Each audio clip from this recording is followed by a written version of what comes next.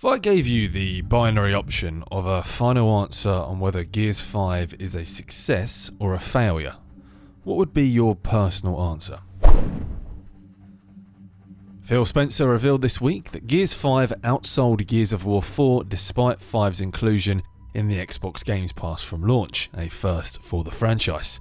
Gears 5's success can mostly be attributed to its groundbreaking visuals and the Coalition's leap into unknown territory as they dipped their toes into the open world genre whilst still sticking to the classic Gears formula.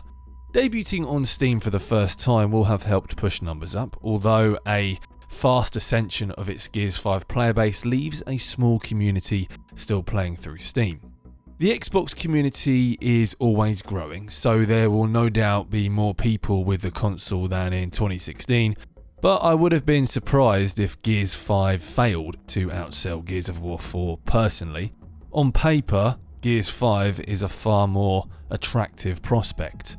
Talking to Eurogamer when asked about how he views the success of Gears 5 in relation to the Game Pass, Phil Spencer said, "Gears 5 sold well for us, it sold better than Gears 4 and we feel good about it. If people want to make the choice of buying Gears, that's an option we want to give them. I'm not trying to funnel everybody who wants to play Gears into the subscription. Right now, the easiest metric to talk to Rod or anybody about the success is how many players did we find with this game? Hey, how do I judge if Gears 5 has been a success?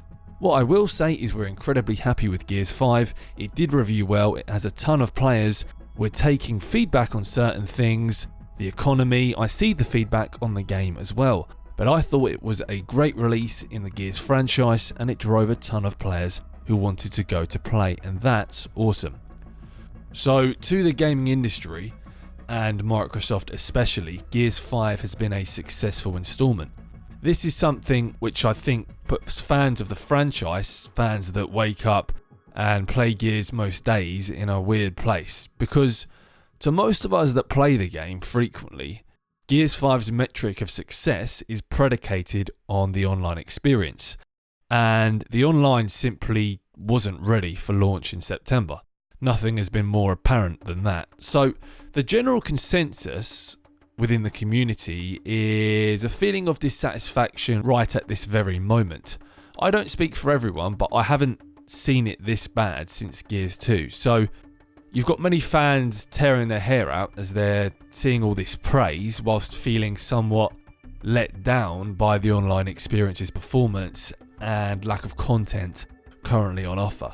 The campaign was great. I think Act 2 is my favourite Gears story experience since drilling down to the Hollow in 2008 when I was 14 years old. I had a grand old time. It was phenomenal, the euphoric music that played whilst traversing on the skiff, the young Mira collectible that blew my mind, answers we'd been yearning for years. It was a bloody good show, but that's just my opinion. Some acts may have stuck out more for you than others. On the other hand, I felt the open world seemed rushed in some aspects, quite desolate and bland. It felt rudimentary, but Rod did state their aim wasn't to master and offer an expansive open world. I hated the left or right choice we had to make. This isn't my story to tell. I don't want to decide who lives and dies. I never have done, I never should. But especially as it's still to be determined what outcome the Coalition sides with come Gears 6. Maybe that'll come down to a big marketing ploy like Carmine Must Die. Either way, if you're telling me I chose to save Wright, only for him to be dead and sleeping with the fishes when I boot Gears 6, that's poor. That's poor storytelling in my opinion. Save that stuff for Mass Effect, not Gears. Canon is canon. But to caveat, despite those few issues I had with the experience, it's still one of my favourite Gears campaigns, maybe just behind Gears 2, but I'll always be partial to that game's story, I'll never forget it. So to round off, despite the industry's conclusion on Gears 5 being a positive one, I think that many of the game's fans will disagree on that, but we all measure success differently. Gears of War's online component is nothing in terms of its priority when up against the almighty Gears campaigns. It's what most people buy Gears of War for. It sucks but this isn't Call of Duty. Their priority will always be campaign.